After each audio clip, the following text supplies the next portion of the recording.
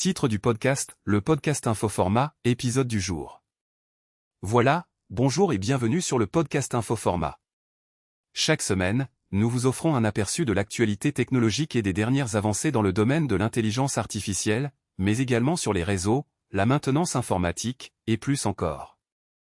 Avec moi, votre animateur, je vous ferai découvrir ce qui se passe aujourd'hui dans le monde du numérique.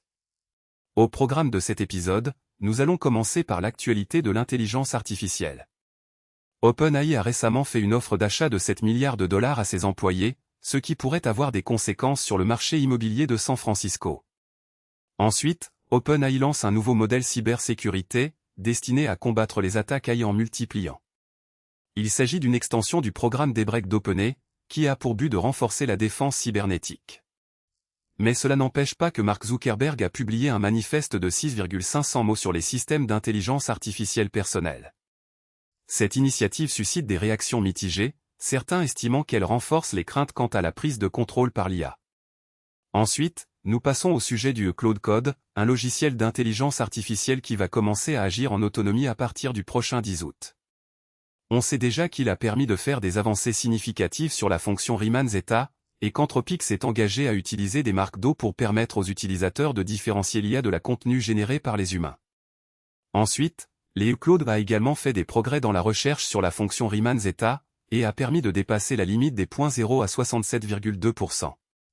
Enfin, Anthropic s'est engagé à utiliser des marques d'eau pour permettre aux utilisateurs de différencier l'IA de la contenu généré par les humains.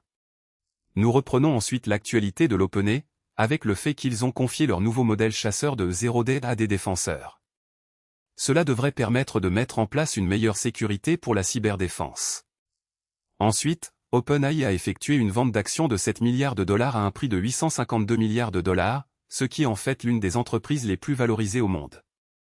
Nous passons ensuite à la section sport, avec le fait que Jeff Bezos pourrait devenir propriétaire d'une partie du fameux Liverpool Football Club.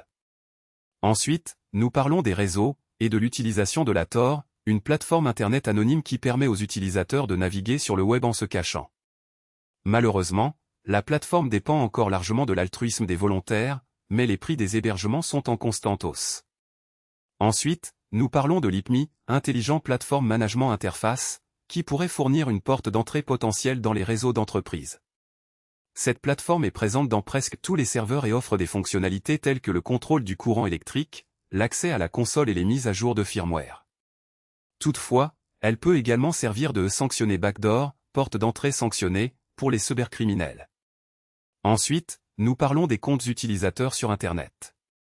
Il est possible de trouver vos comptes en ligne avec 3 outils OSINT, Open Source Intelligence. Ces outils permettent de découvrir votre pseudo, votre email et même votre numéro de téléphone. Ensuite, nous parlons d'une cyberattaque contre une petite centrale énergétique polonaise qui a eu lieu il y a un an en utilisant un point d'accès privé, APN.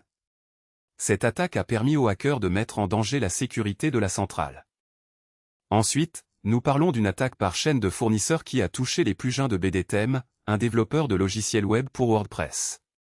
Cette attaque a permis aux hackers d'ajouter des comptes administrateurs fictifs sur les sites web. Enfin, OpenAI a sorti un nouveau modèle appelé GPT 5.6 Cyber, mais qui est uniquement destiné à des utilisateurs approuvés. Ce modèle est conçu pour la recherche de vulnérabilités, les tests de pénétration, l'incident response et le remède. C'est ici notre épisode du jour. Nous vous remercions de l'avoir suivi, et espérons que nous vous avez fourni une nouvelle fois un aperçu intéressant.